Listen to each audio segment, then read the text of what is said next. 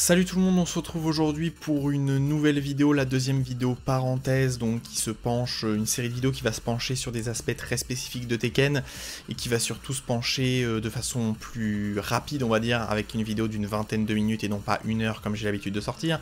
Alors je suis un petit peu énervé parce que ça fait 3 fois que je tourne la vidéo, les 2 premières fois j'ai eu des bugs avec OBS, voilà, je vous partage mon quotidien parce que j'en ai marre. Non, c'est pas parce que j'en ai marre évidemment, c'est que c'est un petit peu désagréable de retourner une vidéo 2 fois. Donc vous l'avez vu au titre évidemment, aujourd'hui nous allons parler de sidestep, de sidestepping et de tracking sur Tekken. Pourquoi évoquer ce sujet? Alors ce sujet est un sujet qui va peut-être moins intéresser les joueurs très dégourdis ou les joueurs très forts, tout simplement parce qu'ils n'ont pas vraiment besoin de cette vidéo pour savoir ce que c'est, mais c'est un point, le sidestep, le tracking, qui est très souvent mal compris par les joueurs débutants et qui est globalement pas beaucoup expliqué. Je pense que Mindgame l'a peut-être évoqué dans certaines vidéos mais pas en détail, et j'ai quasiment vu aucune personne anglaise, du moins sur les chaînes que je connais et que je suis, qui l'ont vraiment expliqué en détail et précisément et pourquoi.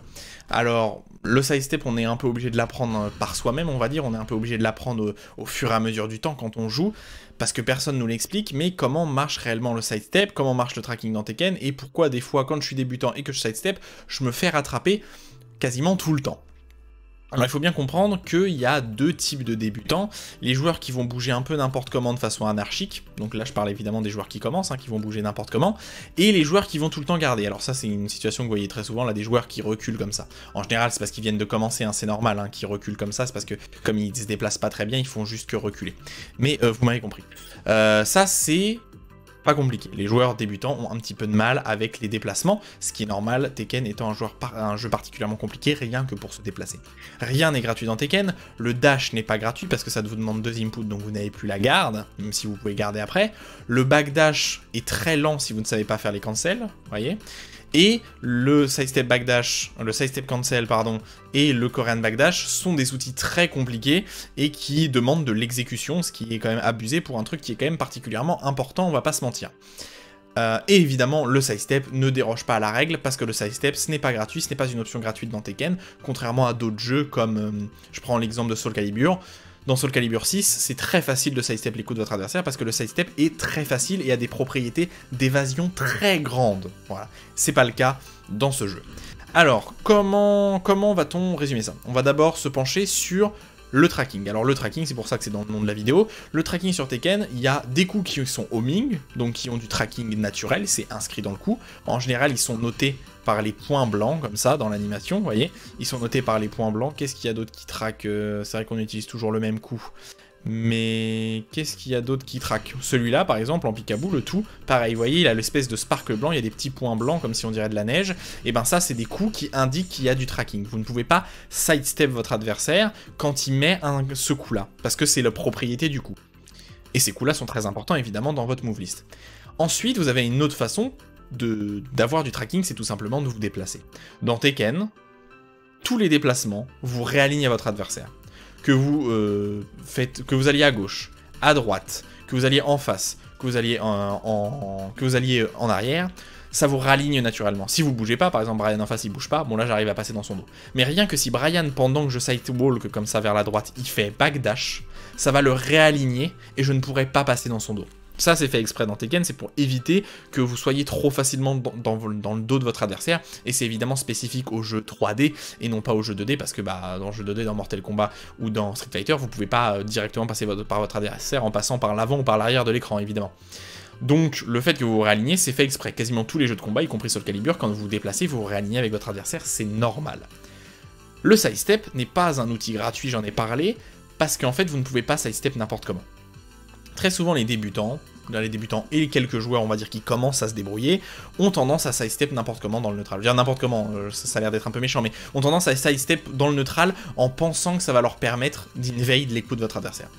Le sidestep ne va avoir ses propriétés d'évasion et ne va vous permettre d'esquiver des coups que si et uniquement si il est timé au moment là où le coup de votre adversaire est lancé.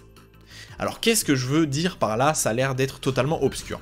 On va prendre un exemple simple, tout simplement, dans une situation simple.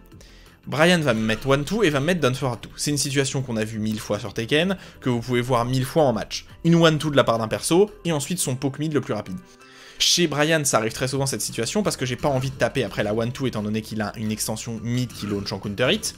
Et il met un Down Forward 2 tout simplement parce que c'est l'option mid la plus rapide. Donc ça m'empêche tout simplement de ducker. Ou quelle option pourrait être de sauter, par exemple. Je peux pas sauter ni ducker derrière. Et évidemment, ça a plutôt une bonne portée.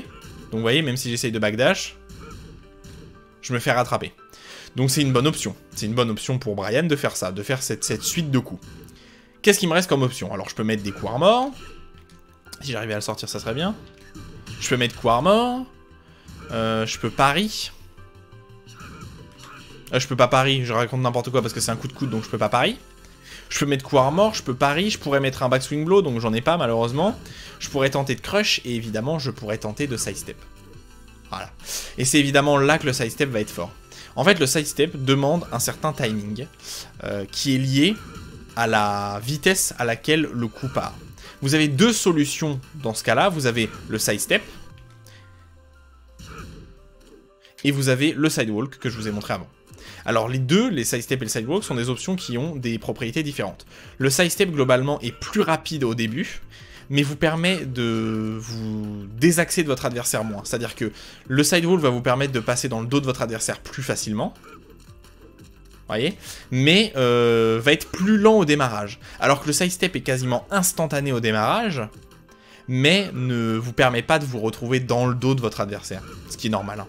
Mais vous permet quand même d'esquiver les coups. Donc là par exemple, hein, le down forward 2, hop je l'esquive, et si je sidewalk, pareil. Donc là l'option est bien dans les deux cas, les deux options sont bien dans les deux cas. Alors pourquoi je choisis cette situation là?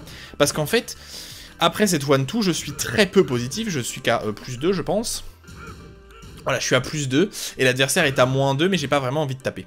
Le sidestep est à utiliser dans des situations là où vous êtes très peu négatif, jusqu'à moins 4, pas au-delà, et dans des situations là où vous êtes très peu positif. Évidemment, quand vous êtes à plus 4 ou 5, c'est à vous de jouer, donc c'est à vous de taper en fait. Mais quand vous êtes, on va dire, seulement à plus 1, plus 2, et donc votre adversaire il a des chances de mettre soit une autre 1-2 ou un autre jab, ou alors de mettre un poke rapid mid pour tenter de vous interrompre, là ça va être intéressant de sidestep. Évidemment, si vous êtes plus positif, tout simplement, vous pouvez interrompre avec une 1-2, hein. Même là, hein, je peux interrompre avec une 1-2, mais comme il y a des extensions, je peux pas. Donc si par exemple il m'avait mis un gros coup qu'il mettait à moins 9, de toute façon je pouvais récupérer l'avantage avec des coups moi. J'avais pas besoin de sidestep. Bon ça c'est une précision claire. Pourquoi dans ce cas là j'arrive à sidestep et que j'arrive pas à sidestep tout simplement par exemple dans le neutral. Vous voyez dans le neutral là je sidestep, ou je sidewalk pardon, et le coup me rattrape. Et bien tout simplement parce que c'est une question de timing en fait. Il faut commencer à sidestep ou commencer à sidewalk au moment exact où votre adversaire commence son coup. Si vous êtes trop tôt, vous allez vous faire rattraper, et si vous êtes trop tard, bah vous allez vous prendre le coup, tout simplement. Je vais prendre la même chose pour vous montrer que la 1-2 est quand même sidestepable. Voilà, 2 fois 1-2. Bon là, le deuxième coup me rattrape. Voilà, du côté droit, ça me rattrape pas. Vous voyez? Pourtant, c'est le même coup. Là, je mets ce coup-là, je me fais rattraper. Là, je sidestep, je sidewalk, je me fais rattraper. Et là, par contre, après... Là, c'est marrant, je me fais pas rattraper. Alors, pourquoi je me fais pas rattraper? Eh ben, tout simplement parce que c'est le timing qui joue pour le sidestep. Sidestep, c'est une question de timing. Vous devez commencer à sidestep, vous devez engager votre sidestep au moment là où votre adversaire commence à taper. Ni avant, parce que vous allez quand même avoir du tracking, tout simplement. Voilà. Ni après, parce que bah, si vous êtes trop lent, vous allez juste vous faire rattraper par le coup, donc ça n'aura pas beaucoup d'intérêt. Mais vous m'avez compris. Donc quand vous êtes débutant, et que vous êtes là à vous amuser à commencer à tenter de sidestep, bah vous allez essayer de sidestep, mais vous allez jamais réussir. Vous allez tout le temps vous faire rattraper par les coups de votre adversaire, parce que votre adversaire, juste il va mettre des coups dans le neutral, sauf que comme vous êtes juste en train de vous déplacer, bah, vous allez vous faire rattraper. Par contre, si vous commencez, et c'est là que le point est le plus important, si vous commencez à mettre notamment par exemple la situation down forward 1, vous mettez un down forward 1, vous êtes à moins 1, moins 2, moins 3 pour certains, là vous êtes dans la possibilité de sidestep ou sidewalk. Et là ça sera intéressant, et vous devez le faire instantanément, dès que vous pouvez, soit sidestep, soit sidewalk si vous voulez aller plus loin. Donc ça, c'est pour le sidestep et pour le sidewalk. Tout est une question de timing. Et même il y a des coups très importants de certains persos qui peuvent être sidestep et sidewalk seulement après ce genre de timing. Vous voyez? Bon, ça, c'était globalement pour le tracking, pour le sidestep, comment ça marche Pourquoi quand je sidestep dans le neutral, j'arrive pas à sidestep? Tout simplement parce qu'on ne peut pas sidestep gratuitement. Et, à précision, petite précision en plus sur le sidestep n'est pas une option risquée. Alors, pourquoi ce n'est pas une option risquée? Parce que comme tous les mouvements de Tekken, le sidestep et le sidewalk, vous pouvez l'interrompre par la garde. Si je prends une phase beaucoup moins classique, là, de cette fois-ci de Bryan, mais que je lui mets un coup homing derrière, malgré le fait que je vais sidestep, vous voyez, je peux sidestep, me déplacer, et ensuite garder, il n'y a aucun problème. Parce que vous pouvez garder à la première frame disponible dès que vous voulez. Vous n'êtes pas engagé à 100% dans le coup. Et donc ça va vous permettre d'avoir une option très peu risquée, parce que bah, tout simplement, si vous faites rattraper, bah, vous pouvez quand même garder. Par contre, si vous êtes en sidewalk total, voilà, vous faites rattraper, hein, c'est normal. C'est normal, vu que le coup a ses propriétés homing. Mais vous comprenez bien que vous êtes toujours... Je vais sauter par-dessus, évidemment. Que vous êtes toujours en possibilité de garder. Ce qui fait que le sidestep n'est pas une option si risquée que ça. Et le sidestep block, c'est-à-dire la capacité à sidestepper plus bloquer, puis sidestepper plus bloquer, c'est très important. Parce que ça va vous permettre d'invade les coups de votre adversaire les plus rapides, en sidesteppant, et les coups les plus lents, eh bien vous allez quand même les garder grâce au sidestep. Notamment les coups homing, qui sortent en général en plus de 15 frames, et notamment des gros coups qui ont un peu de tracking, mais qui sont plus lents, on va dire, qui sortent en 20 frames. En 20 ou en 21 frames. Bref, donc ça c'est très important de comprendre ça, c'est très important de comprendre ça, parce qu'on vous l'explique pas évidemment, personne ne vous dit dans le jeu, alors le sidestep en fait il faut seulement l'utiliser dans des situations spécifiques.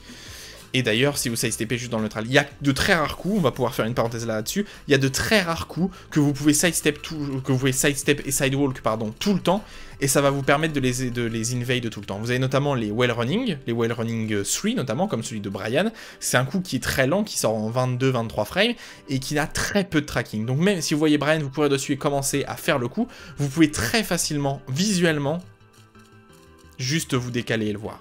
Et c'est pareil par exemple pour les L-Sweep. Les L-Sweep ils ont très peu de tracking, alors je vais parler non pas de celui d'Eyashi parce qu'il est homing, mais celui de Kazuya et de Devil Jin.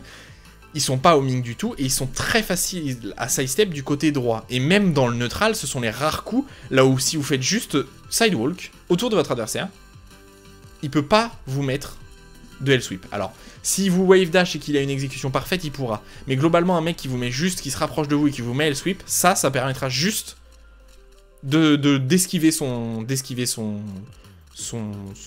L-Sweep. Alors la situation elle est pas aussi binaire que ça, c'est pas est-ce qu'il vous met un L-Sweep ou est-ce qu'il vous met pas. Kazuya et Devil Jin ils ont des coups qui traquent aussi un peu du côté droit, comme le Fuji Huraken, le West Standing 3 plus 1, 1+2 et le West Standing 2 pour Devil Jin. Donc il y a des coups qui ont du tracking du côté droit. La situation, elle n'est pas aussi binaire que ce que je suis en train de dire. Mais, contre un mec qui spam le L-Sweep, le fait de sidestep et mieux encore de sidewalk du côté gauche, c'est très fort et très important contre ces personnages-là, parce que ça va vous permettre d'esquiver quasiment intégralement leur L-Sweep. Alors évidemment, comme d'habitude, ça dépend de l'exécution et du niveau de votre adversaire, évidemment. Mais voilà, sidestep, c'est une très bonne option. Très bonne option contre certains coups et contre certains persos. Et c'est quand même important de le savoir. Vous gagnerez pas avec vos déplacements, voilà, je vais pas vous mentir. C'est pas parce que vous arrivez à sidestep parfaitement que d'un coup vous allez réussir à passer Mighty Ruler. Hein, ça se marche pas comme ça pour les joueurs débutants et les joueurs moyens.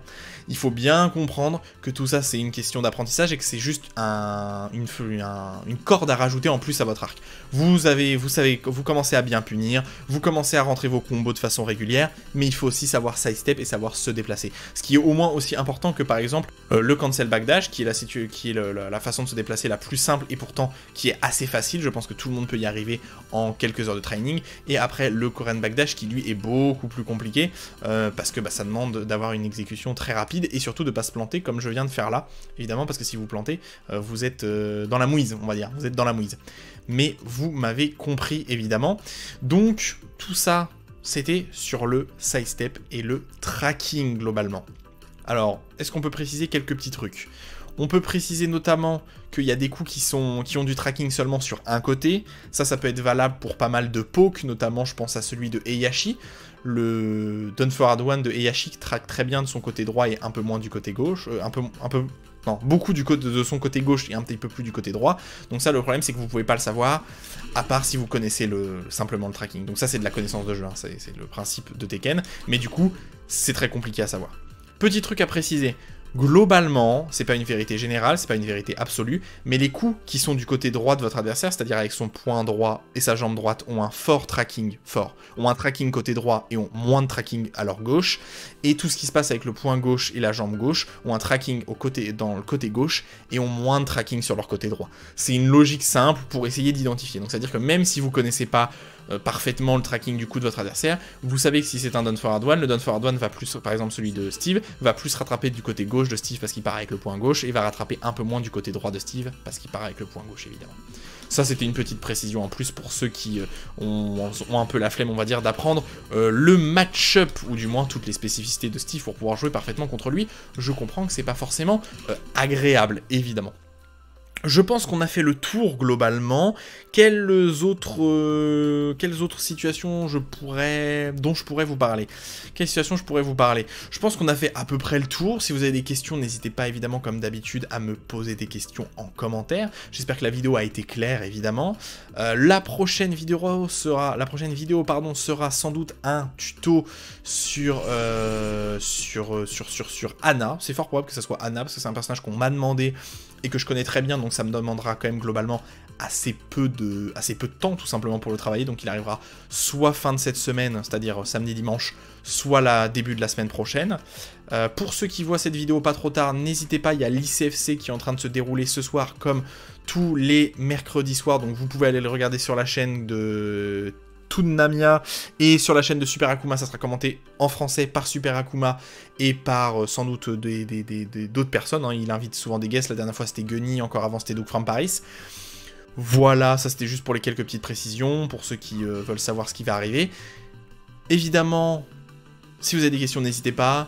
Bon Tekken à tous, bonne progression, améliorez-vous, bon courage et faites-vous plaisir évidemment sur le jeu. Allez, salut.